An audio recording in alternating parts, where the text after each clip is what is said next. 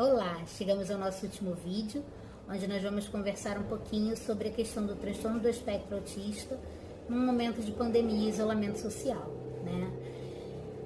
Para eu ter essa conversa com vocês, eu falei com amigas minhas que têm filhos com TEA, com mães de ex-alunos e com a equipe do Amare, que é uma associação de familiares e amigos de autistas de Duque de Caxias.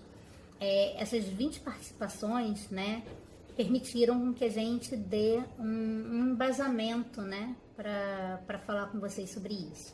E o que eles revelaram para a gente é que as características individuais estão à frente de qualquer transtorno, né? A forma como cada um está lidando nesse momento é muito diferenciada, né? São famílias que têm pessoas nas 3 gravidades, né? Seja leve, moderada ou severa. São crianças de 5 anos até jovens de 23, né? E a gente percebeu que o que está pesando realmente são as características individuais. Com relação à rotina, algumas pessoas estranharam no começo, né, a mudança de rotina do não sair mais para a escola, para terapia, e que agora se acalmaram, já entenderam que existe a construção de uma nova rotina. Outras pessoas no começo estavam lidando melhor porque parecia um feriado, um final de semana, e depois, com o passar do tempo, a coisa está piorando. E alguns falaram que os filhos estão super contentes e felizes em casa, por não precisar acordar cedo, por estar ficando mais em casa, na família, no sossego. Enfim, as reações com relação à rotina são super diversas. Com relação à família, né, existem famílias que têm só a pessoa com TEA dentro de casa, né, de criança e jovem. Outros existem irmãos neurotípicos e outros têm famílias com irmãos com TEA também. Então, as famílias estão bem diversas.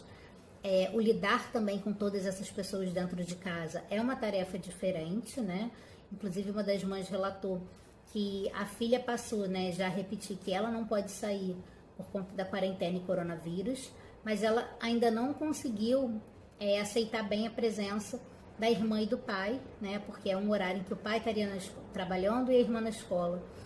E mesmo ela aceitando ficar por conta disso, ela repete que os dois precisam cumprir com as suas rotinas, né, normais. Algumas famílias contaram que o carro, né, tem sido uma ajuda para elas, tanto no momento de agitação, né, onde a ansiedade, a irritabilidade, um passeio de carro tem acalmado, claro, com todos os cuidados. O relato são de pessoas que moram num quintal, então pegou o carro já na garagem, não teve contato com ninguém, rodou e voltou. E outras pessoas para mostrar que o comércio estava fechado, para ajudar na compreensão do que estava acontecendo, né? A mídia também tem colaborado com isso. Teve uma mãe que falou que tem mostrado sempre as imagens das ruas vazias, do comércio fechado, quando aparece na televisão.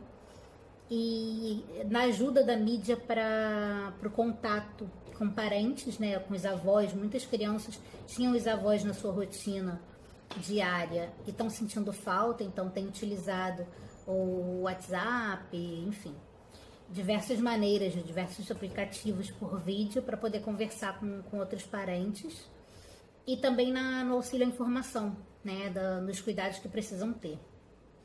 No que se refere às atividades escolares, né, a educação à distância, educação remota, enfim, o que cada unidade escolar tá usando para esse momento, a maioria das famílias ainda não começou nada. Disse que tá adequando uma nova rotina, ainda não teve condições de dar início a isso, essas atividades. Outras famílias falaram que começaram a fazer. São atividades que normalmente a criança realiza, mas ela não está tendo paciência e concentração para fazer.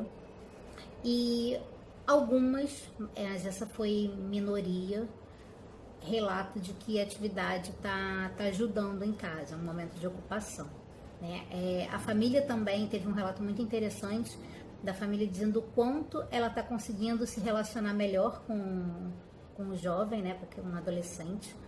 O quanto eles têm participado mais da vida dele, o quanto eles têm conseguido, diante desse caos todo, ter um momento muito produtivo, né? A questão do espaço físico dentro da casa, muitas delas falam que moram em casa e tem o quintal como um aliado nesse momento. Então, assim, que tem momentos para o quintal, de dar uma corrida, andar de bicicleta, pular, fazer umas atividades mais físicas, né, gastar uma energia. O relato de uma das mães de um menino, né, que tem comorbidade, não é verbal, foi de uma percepção muito interessante, que ela explicou que na parte da frente, onde ela recebe as encomendas, recebe as coisas, ela não deixou o menino ficar, que é um espaço com mais risco de contaminação. Mas nos fundos da casa dela, ela liberou o espaço para ele brincar, porque ela não vê um risco muito grande, né? Só que, pelo fato dela ter proibido da frente, o menino passou a não ir para trás. Ele entendeu que ele não pode ficar do lado de fora, né? Ela não sabe exatamente o que ele compreendeu, mas ele associou que se não pode ficar no espaço externo da frente, ele também não pode ficar no espaço externo de trás.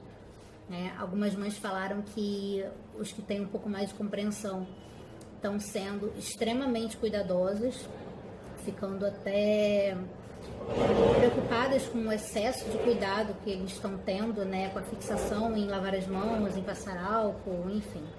É um olhar que também é importante de ter, né? O aumento das estereotipias nesse momento de agitação, né? De inquietude, foram palavras que surgiram muito, né? Angústia, irritabilidade, ansiedade. E aí é comum que num momento como esse as estereotipias aumentem, né? As estereotipias, como a gente conversou, é muito frequente que sejam com as mãos. E uma das mães falou que a estereotipia dele é colocar a mão na boca. Então, assim, o risco de contaminação, né, se torna muito maior. Então, ela falou, e o mercado com ele tem sido uma tarefa de álcool o tempo todo, de cuidados o tempo todo. Então, são desafios ainda maiores, né? E as mães falaram muito sobre o aumento de demandas na vida delas, né? O quanto elas estão precisando se esforçar e se dar de forma muito maior, porque são atividades dentro de casa que precisa realizar, o cuidado com os filhos, muitas trabalhando em home office, que elas não estão conseguindo fazer a terapia, que para elas também tem sido um momento muito difícil de equilíbrio, né? Então, assim, isso foi para contar para vocês um pouquinho como tem sido, né, esse momento para as famílias e deixar bem claro que são as características do indivíduo, né, da pessoa, que também estão associadas à questão do transtorno. A gente não pode reduzir uma pessoa a um transtorno que ela tem, né? Ela, antes de qualquer coisa, é um ser humano e o transtorno é apenas parte do que ela é e não o todo, né? Então é isso, obrigada.